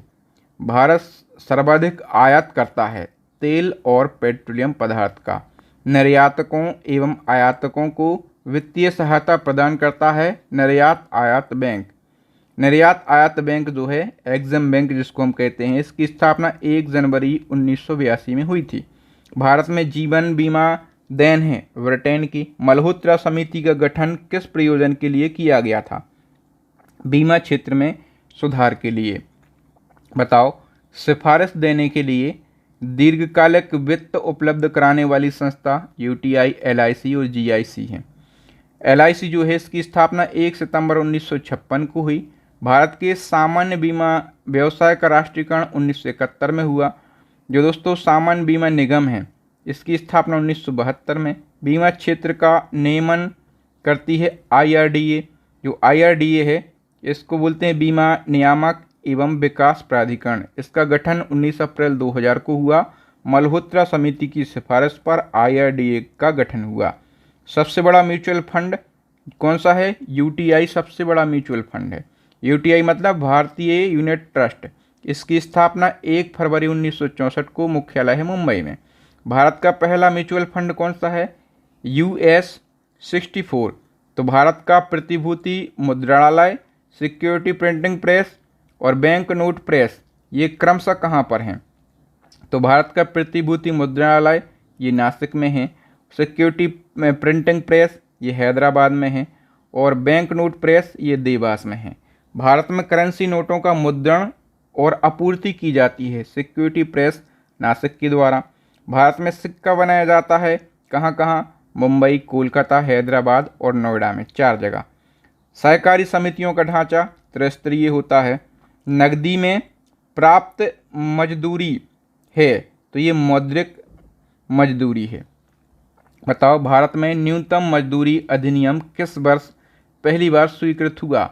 वर्ष 1948 में। पूंजी साधन का प्रतिफल होता है ब्याज। आर्थिक समृद्धि का अर्थ जो है उत्पादन में वृद्धि। रिजर्व बैंक की स्थापना कब हुई? 1 अप्रैल 1935 को। और देखो हिल्टन यंग आयोग की सिफारिश पर इसकी स्थापना हुई। रिजर्व बैंक का जो आरबीआई है इसका राष्ट्रीयकरण हुआ 1 जनवरी 1949 को। उस समय गवर्नर थे सीडी देशमुख। जो आरबीआई है इसके पहले गवर्नर ऑसबॉर्न स्मिथ। आरबीआई के पहले भारतीय गवर्नर सीडी देशमुख। आरबीआई जो है इसकी प्रथम महिला डिप्टी गवर्नर तो ये केजी ओवैसी। बताओ आरबीआई बैंक जो है उसमें क्या होता है? एक तो गवर्नर होते हैं और 4 होते हैं डिप्टी गवर्नर। आरबीआई का जो लेखा वर्ष है 1 जुलाई से 30 जून तक है। इंपीरियल बैंक ऑफ इंडिया का नाम बदलकर 1 जुलाई 1955 को क्या रखा गया? तो इस इंपीरियल बैंक का नाम बदलकर 1 जुलाई 1955 को एसबीआई रखा गया, यानी कि स्टेट बैंक ऑफ इंडिया। तो देश का बड़ा सार्वजनिक व्यवसायिक बैंक कौन सा है? एसबीआई। एसबीआई की स्थापना मैंने बताया 1 जुलाई 1955 को और गौरवाला समिति की संस्तुति पर। सर्वप्रथम 14 बड़े बैंकों का राष्ट्रीयकरण 19 जुलाई 1969 को हुआ। दूसरी बार 6 अन्य व्यापारिक बैंकों का राष्ट्रीयकरण 15 अप्रैल 1980 को हुआ। भारत में बैंकों के राष्ट्रीयकरण की जो संस्तुति है ये हजारी समिति ने प्रस्तुत करी थी। नोटों का निर्गमन कौन करता है? आरबीआई। 1 रुपये का नोट और सिक्कों को छोड़कर बाकी के जितने भी नोट हैं उनका निर्गमन आरबीआई करता है। वर्तमान में नोट निर्गमन हेतु अपनाई जाने वाली प्रणाली न्यूनतम कोष प्रणाली है। नोट निर्गमन की जो न्यूनतम कोष प्रणाली अपनाया गया था वो 1956 में। आरबीआई के पास हर समय न्यूनतम कितने मूल्य का स्वर्ण कोष रहना चाहिए? 115 करोड़ रुपए का। फेडरल रिजर्व केंद्रीय बैंक है अमेरिका का। दोस्तों जो क्षेत्रीय ग्रामीण बैंकों को प्रायोजित करता है तो राष्ट्रीय वाणिज्यिक बैंक। दोस्तों जो क्षेत्रीय ग्रामीण बैंक की स्थापना है कब हुई थी? 2 अक्टूबर 1975 को। रिजर्व बैंक ऋण प्रदान करता है 90 दिन का। बताओ भारत का प्रथम बैंक कौन सा है? Bank of Hindustan. वर्तमान में राष्ट्रीयकृत बैंकों की संख्या कितनी है? 12। बैंकिंग लोकपाल योजना पहली बार भारत में शुरू की गई थी 1955 में। वर्तमान में बैंकिंग लोकपाल योजना प्रभावी है 2006 से। बैंकिंग लोकपाल का कार्य है बैंक ग्राहकों को बैंक द्वारा प्रदान की जाने वाली सेवाओं से संबंधित शिकायतों का समाधान करना। क्रेडिट कार्ड जारी करने वाला पहला bank central bank of India है। प्रीपेड कार्ड जारी करने वाला पहला bank oriental bank of commerce है। 2003 में इसने प्रीपेड कार्ड जारी किया। इंटरनेट बैंकिंग सुविधा शुरू करने वाला पहला बैंक आईसीआईसीआई बैंक है। किसान क्रेडिट कार्ड योजना प्रारंभ हुई 1998 में। भारत में एटीएम सेवा शुरू करने वाला पहला बैंक एचएसबीसी है 1987 में। देश में प्रथम तैरता एटीएम स्थापित किया गया कोच्चि में एसबीआई के द्वारा। केंद्रीय बैंकिंग जांच समिति की स्थापना 1931 में हुई। नरसिम्हन समिति संबंधित है बैंकिंग संरचना सुधार से। गोईपोरिया समिति संबंधित है बैंक में ग्राहक सेवा सुधार से। देश का पहला मोबाइल बैंक लक्ष्मी वाहन बैंक मध्य प्रदेश में ये शुरू हुआ। बताओ यूटीआई बैंक वर्तमान नाम है? करेक्ट आंसर हो जाएगा एक्सिस बैंक का। भारतीय औद्योगिक विकास बैंक यानी कि आईडीबीआई की स्थापना 1 फरवरी 1964 को हुई। अल्पकालिक सरकारी प्रतिभूति कहलाता है ट्रेजरी बिल। भारत में ट्रेजरी बिल बेचे जाते हैं आरबीआई द्वारा। वर्तमान में आरबीआई कितने दिनों की ट्रेजरी बिल्स निर्गमित करता है? तो 91 एवं 364 दिन की। ट्रेजरी बिल की न्यूनतम राशि 25,000 रुपये तथा इसी गुणक में। बताओ एड हॉक ट्रेजरी बिल प्रणाली को समाप्त किया गया 31 मार्च 1997 को और शुरू किया गया था 1955 में। भारत में मौद्रिक नीति जारी करता है मौद्रिक नीति समिति और इसका अध्यक्ष होता है और इसका जो अध्यक्ष है वो आरबीआई के गवर्नर होते हैं। नेक्स्ट है आरबीआई मौद्रिक नीति की समीक्षा करता है प्रति 2 माह पर। मौद्रिक नीति के प्रमुख उपकरण कौन कौन से हैं? एक है रेपो रेट, एक रिजर्व रेपो रेट और एक है सीआरआर और नेक्स्ट है एसएलआर। देखो जिस दर पर बैंक रिजर्व बैंक से उधार या फिर नकदी ऋण प्राप्त करते हैं उसको रेपो दर कहा जाता है। वह दर जिस पर आरबीआई अन्य बैंकों से ऋण लेती है उसको रिवर्स रेपो दर कहते हैं। बैंक आरबीआई द्वारा निर्धारित राशि को जब नकद के रूप में आरबीआई के पास जमा करे तो वह कहलाता है नगम आरक्षित अनुपात यानी कि CRR। और बैंक आरबीआई द्वारा निर्धारित राशि को जब प्रतिभूति के रूप में अपने पास रखता है तो उसको कहते हैं SLR यानी कि वैधानिक तरलता दर। बताओ, आरबीआई जिस दर पर वाणिज्य बैंकों को ऋण उपलब्ध कराता है उसको बैंक दर कहते हैं। NEFT और RTGS साधन हैं मुद्रा अंतरण के। NEFT का फुल फॉर्म क्या है? National electronic fund transfer. RTGS का है real time gross settlement. IFSC का फुल फॉर्म क्या है? Indian financial system code. ये सारे फुल फॉर्म मोस्ट इम्पोर्टेंट हैं। भारतीय बैंकों का सर्वाधिक शाखाएं कहाँ पर हैं? UK में। सहकारी बैंक का गठन 3 स्तर पर होता है। भारत में सहकारी बैंकों की शुरुआत 1904 में हुई थी। मानसून का जुआ क्या कहलाता है? भारतीय बजट। घाटे का बजट क्या कहलाता है? जब सरकारी आय व्यय से कम हो। आर्थिक सर्वेक्षण प्रकाशित किया जाता है वित्त मंत्रालय द्वारा लोकसभा में। शून्य आधारित बजट का अर्थ क्या होता है? हर बार बिल्कुल नए सिरे से बजट तैयार करना। शून्य आधारित बजट देन है अमेरिका की। भारत में शून्य आधारित बजट को किस वर्ष के वार्षिक बजट में अपनाया गया? 1987-88 में। शून्य आधारित बजट की अवधारणा के प्रतिपादक P.A. पायर हैं। कुल व्यय और कुल प्राप्तियों के बीच का अंतर ये बजटीय घाटा कहलाता है। बताइए, अर्थशास्त्र में निवेश का अर्थ होता है शेयरों की भागीदारी। विश्व का प्रथम नकदी रहित अर्थव्यवस्था वाला देश स्वीडन है। बताओ, बिग पुश सिद्धांत किसने दिया था? रॉडन ने। उपभोक्ता संरक्षण अधिनियम, इसको कोपरा कहा जाता है, कब पारित हुआ? 1986 में। उपभोक्ता की बचत का सिद्धांत अल्फ्रेड मार्शल ने दिया। पूंजी बाजार से आशय क्या है? शेयर बाजार से। भारत का पहला और सबसे पुराना बॉम्बे स्टॉक एक्सचेंज की स्थापना हुई 1875 में। VSE एक पब्लिक लिमिटेड कंपनी है और ये कंपनी के रूप में कब परिवर्तित हुआ? 19 अगस्त 2005 से। नेक्स्ट है दलाल स्ट्रीट स्थित है मुंबई में। VSE का सूचकांक है सेंसेक्स।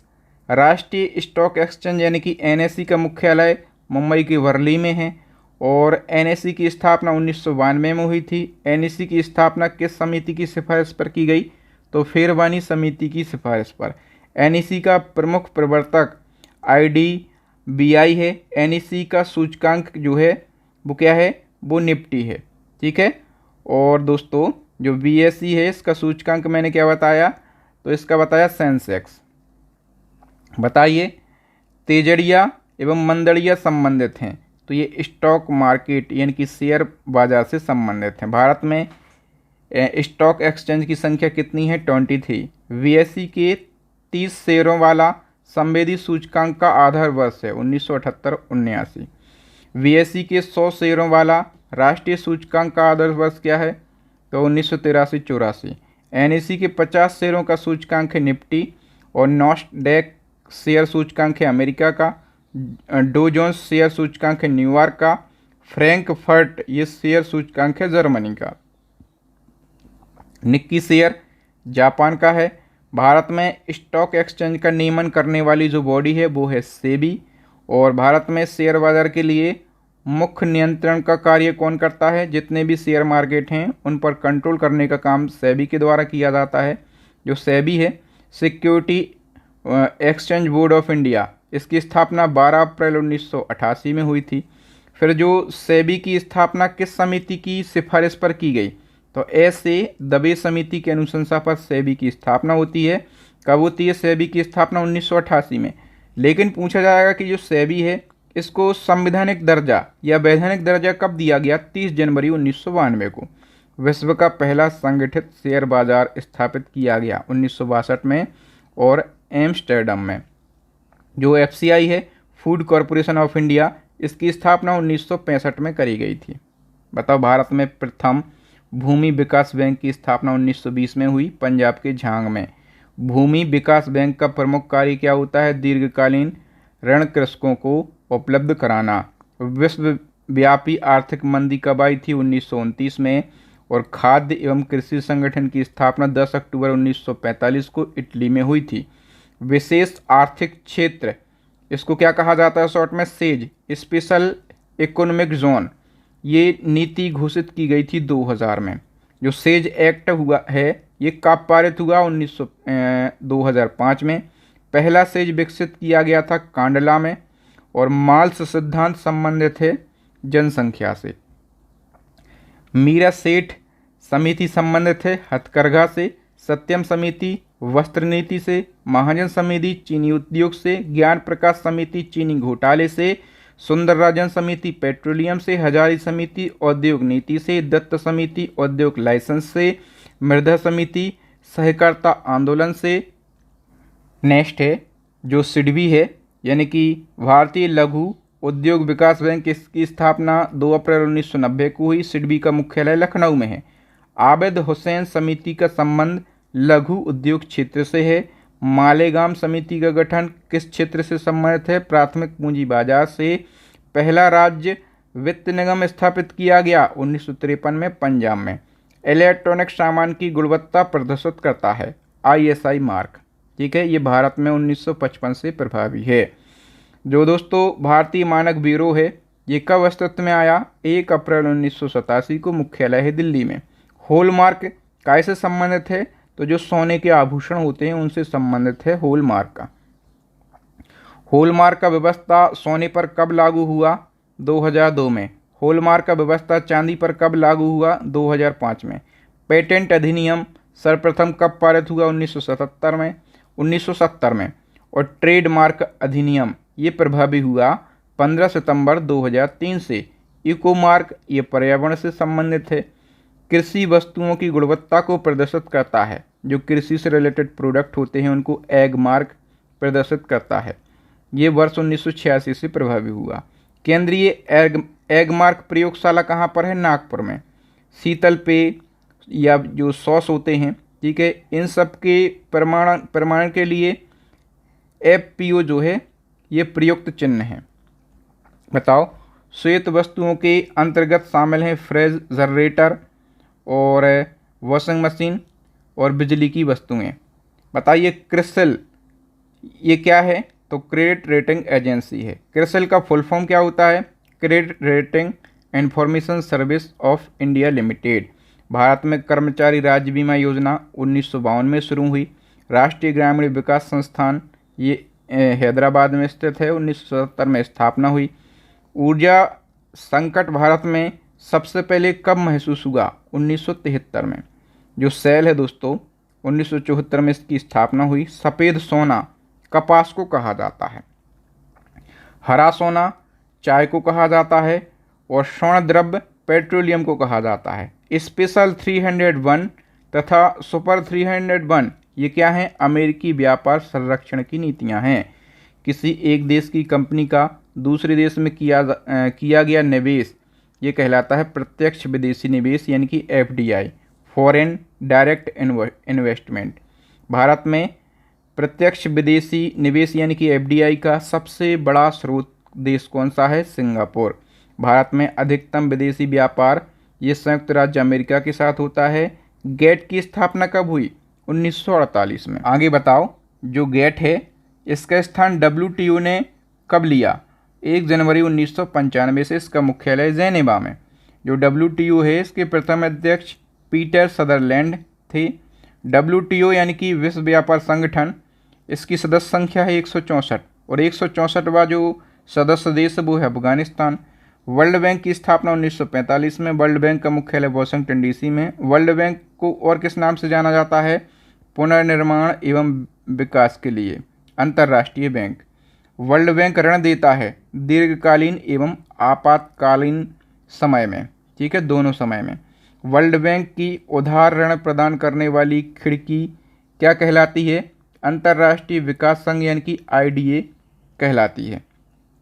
नेक्स्ट है अंतर्राष्ट्रीय मुद्रा कोष यानी कि IMF की स्थापना कब हुई? दिसंबर 1945 में। इसका हेडक्वार्टर वाशिंगटन डीसी में। अंतर्राष्ट्रीय व्यापार का प्रहरी, ये अंतर्राष्ट्रीय मुद्रा कोष को कहा जाता है। ठीक है, अंतर्राष्ट्रीय मुद्रा कोष किस सम्मेलन की देन है? तो ये ब्रेटन वुड्स सम्मेलन की देन है। अंतर्राष्ट्रीय मुद्रा कोष किन देशों को ऋण प्रदान करता है? केवल सदस्य देशों को। किस दशक में जनसंख्या वृद्धि दर ऋणात्मक रही? 1911 से 1921 के बीच में। जन्म दर व्यक्त किया जाता है प्रति हजार पर। राष्ट्रीय किसान आयोग का गठन 2004 में हुआ। भुगतान संतुलन में निहित होता है दृश्य, अदृश्य, व्यापार एवं ऋण। बताओ, विदेशी मुद्रा विनिमय अधिनियम कब पारित हुआ? 1973 में। फेरा की जगह फेमा कब लागू हुआ? 1999 में। इंडिया एज फॉर सेल नामक पुस्तक ये चित्रा सुब्रमण्यम ने लिखी। मोहनधारिया समिति का संबंध है वाटरशेड विकास से। ईश्वरन समिति का संबंध है वाटरशेड विकास में प्रशिक्षण से। और जो डिविडेंड है ये क्या है? कंपनियों से शेयरों पर प्राप्त लाभांश कहलाता है डिविडेंड। कुटीर ज्योति कार्यक्रम का संबंध है ग्रामीण विद्युतीकरण से। बताओ, वैल्यू एंड कैपिटल नामक जो पुस्तक है किसकी रचना है? हिक्स की। पेपर गोल्ड क्या कहलाता है? SDR. India brand equity fund की स्थापना 1996 में हुई। आशा योजना ये सामाजिक स्वास्थ्य कार्यकर्ताओं से संबंधित है। राजकोषीय घाटा, प्राथमिक घाटा एवं राजस्व घाटे में बड़ा घाटा कौन सा है? राजकोषीय घाटा सबसे बड़ा है। समन्वित ग्रामीण विकास बैंक किस वर्ष प्रारंभ हुआ? 1978-79 में। नई आर्थिक नीति की शुरुआत 24 जुलाई 1991 को मनमोहन सिंह जी के द्वारा करी गई। नई औद्योगिक नीति 1991 की घोषणा 24 जुलाई 1991 को नरसिम्हा राव के द्वारा करी गई। ठीक है, बताओ, एनजीओ इसका फुल फॉर्म क्या है? Non government organisation. सार्वजनिक उद्यमों को वित्तीय सहायता प्रदान करने के लिए दर्जा दिया गया महारत्न का। कंपनियों को नवरत्न का दर्जा दिया गया केंद्रीय लोक उद्यम विभाग द्वारा। महारत्न दर्जे के सृजन का निर्णय लिया गया 21 दिसंबर 2009 को। मिनीरत्न योजना का शुभारंभ 1977 में। भारत का सबसे बड़ा उद्योग सूती वस्त्र उद्योग है। योजना में कोर सेक्टर का क्या मतलब होता है? कोर सेक्टर चयनित आधारभूत उद्योग। बताओ दोस्तों कि जो कोर सेक्टर है इसके 8 आधारभूत उद्योग कौन कौन से हैं? तो देखो, एक इस्पात है, दूसरा सीमेंट, तीसरा उर्वरक, चौथा खनिज तेल, पांचवा है कोयला। ठीक है, छठा कौन सा है? तो छठा है प्राकृतिक गैस, और सातवां है रिफाइनरी उत्पाद, और आठवां है विद्युत। ठीक है, अब आ गया नेक्स्ट क्वेश्चन। एनटीपीसी की स्थापना कब हुई? 1975 में। और जो दोस्तों ओएनजीसी है यानी कि तेल एवं प्राकृतिक गैस आयोग, इसकी स्थापना 1956 में। गोल्डन हैंडशेक स्कीम ऐच्छिक सेवानिवृत्त से संबंधित है। भारतीय सांख्यिकी संस्थान कहाँ पर है? कोलकाता में। एशियाई विकास बैंक यानी कि एडीबी की स्थापना 1966 में, हेडक्वार्टर है मनीला में। और जो भुगतान संतुलन पद संदर्भित करता है आयात तथा निर्यात के मध्य अंतर को। वर्ष 1944 में गांधीवादी योजना किसने प्रतिपादित की थी? तो नारायण अग्रवाल ने। बताओ, राष्ट्रीय योजना समिति का गठन किसके द्वारा किया गया था? सुभाष चंद्र बोस के द्वारा। भारत में सर्वप्रथम जो कागजी मुद्रा है इसकी शुरुआत कब हुई? 1862 में। विदेशी मुद्रा जिसमें त्वरित प्रवास की प्रवृत्ति होती है, ऐसी मुद्रा क्या कहलाती है? तो इसको हॉट मनी कहा जाता है। स्मार्ट मनी या फिर प्लास्टिक मनी शब्द का प्रयोग किसके लिए किया जाता है? क्रेडिट या फिर डेबिट कार्ड के लिए। बिटकॉइन क्रिप्टो करेंसी का प्रचलन किसने शुरू किया? यह भी एक एग्जाम में पूछा गया था। तो सतासो नाकामोतो ने बिटकॉइन क्रिप्टो करेंसी का प्रचलन शुरू किया। भारतीय रुपया किस वर्ष तक 16 आनों में विभाजित था? 1957 ईस्वी तक। वह मुद्रा जिसका वास्तविक एवं अंकित मूल्य बराबर हो उसे क्या कहते हैं? उसे प्रमाणिक मुद्रा यानी कि स्टैंडर्ड मनी कहा जाता है। विशेष आहरण अधिकार किस प्रकार की मुद्रा का उदाहरण है? तो ये कृत्रिम मुद्रा यानी कि आर्टिफिशियल मनी का उदाहरण है। भारत में मुद्रा गुणांक यानी कि मनी मल्टीप्लायर को किस रूप में परिभाषित किया गया है? आरक्षित मुद्रा के रूप में। वर्ष 2020 में एक वैश्विक डिजिटल करेंसी लिब्रा तथा डिजिटल वॉलेट कैलिब्रा जारी करने की घोषणा किसने की थी? तो ये फेसबुक ने इसकी घोषणा करी। बताइए, मुद्रा प्रसार से क्या तात्पर्य है? अर्थव्यवस्था में ऊंची कीमतों का होना। भारत में सिक्कों की ढलाई किन स्थानों पर होती है? मुंबई, कोलकाता, हैदराबाद और नोएडा में। सर्वप्रथम आधुनिक बैंकिंग का विकास किस देश में हुआ? इटली में। विश्व की 5वीं ऐसी मुद्रा जिसका अपना अलग प्रतीक है तो वो भारत की मुद्रा है। ठीक है, और इसका सिंबल आप लोगों ने ये देखा होगा। ठीक है, भारतीय रुपया का प्रतीक चिन्ह किसके द्वारा डिज़ाइन किया गया? तो भारत की जो करेंसी है, ठीक है, उसका जो सिंबल है रुपया, ये डिज़ाइन किया उदय कुमार ने 2010 में। बताओ, TDS का full form tax deducted at source. EMI तो equated monthly instalment. SIP systematic investment plan. बताइए आगे, KYC का फुल फॉर्म तो know your customer. ECS electronic clearance service. PAN का फुल फॉर्म क्या है? Permanent account number. CRY का child right and you. CBS का कोर बैंकिंग सॉल्यूशन। सेबी का security and exchange board of India. NABARD का national bank for agriculture and rural development. तो दोस्तों, आज के इस वीडियो में हमने कंप्लीट इकोनॉमी यानी कि संपूर्ण अर्थशास्त्र को पढ़ लिया है। मुझे उम्मीद है कि मेरे पढ़ाने का तरीका और कंटेंट की क्वालिटी आपको ज़रूर अच्छी लगी होगी। बच्चे कमेंट करते हैं PDF के लिए, तो देखो, यदि आप हमारी स्टैटिक जीके की ई-बुक को परचेस कर लेते हैं तो आपको ये सारे इकोनॉमी के क्वेश्चन तो मिल ही जाएंगे। इसके अलावा आपको विश्व का भूगोल, भारत का भूगोल, भारत का इतिहास, भारत का संविधान, भारतीय अर्थव्यवस्था, सामान्य विज्ञान और कंप्यूटर जीके, इनके भी आपको 500 क्वेश्चन मिल जाएंगे। मतलब टोटल 5000 से ज़्यादा प्रीवियस ईयर क्वेश्चन आपको हमारी इस ई-बुक में मिल जाएंगे। ठीक है, बाकी जो हमारी सेकंड ई-बुक है ये तो पूरे यूट्यूब की सबसे शानदार ई-बुक है करंट अफेयर्स की, और तीसरी ई-बुक जो है ये है साइंस की ई-बुक। और इन तीनों ई-बुक को आप 1 बाय 1 परचेस कर सकते हैं, और यदि आप एक साथ परचेस करते हैं इन तीनों ई-बुक को तो अभी ऑफर चल रहा है। केवल 150 रुपये में आपको तीनों ई-बुक दी जाएंगी। आपको इस QR कोड पर पेमेंट करना है। पेमेंट करने के बाद सक्सेसफुल का स्क्रीनशॉट आपको इस व्हाट्सएप नंबर पर सेंड करना है। 5 सेकंड के अंदर आपको तीनों ई-बुक मिल जाएंगी। ठीक है, तो 2 टेस्ट क्वेश्चन हैं, इनके आंसर आप लोग कमेंट करके बताइएगा कि दी वेल्थ ऑफ नेशन नाम की पुस्तक किसने लिखी है और राष्ट्रीय किसान आयोग का गठन कब किया गया था। ठीक है, इन 2 क्वेश्चन के आंसर आपको कमेंट सेक्शन में कमेंट करके बताना है। मुझे उम्मीद है कि आपको मेरे पढ़ाने का तरीका ज़रूर अच्छा लगा होगा। वीडियो को लाइक कर दीजिए, अपना विचार कमेंट करके बताइए। इस वीडियो को ज़्यादा से ज़्यादा शेयर करना है, मैंने पूरी मेहनत इसमें लगा दी है। ठीक है, आप भी थोड़ा सा कष्ट कीजिए, हमें सपोर्ट कीजिए। चैनल को सब्सक्राइब कर लेना, साथ में बेल आइकन भी दबा लेना, ताकि जब भी मैं इसी प्रकार का महत्वपूर्ण वीडियो अपलोड करूं तो उसका नोटिफिकेशन सबसे पहले आपको मिल सके। थैंक यू, जय हिंद। मैं हूं आपका बहादुर सर।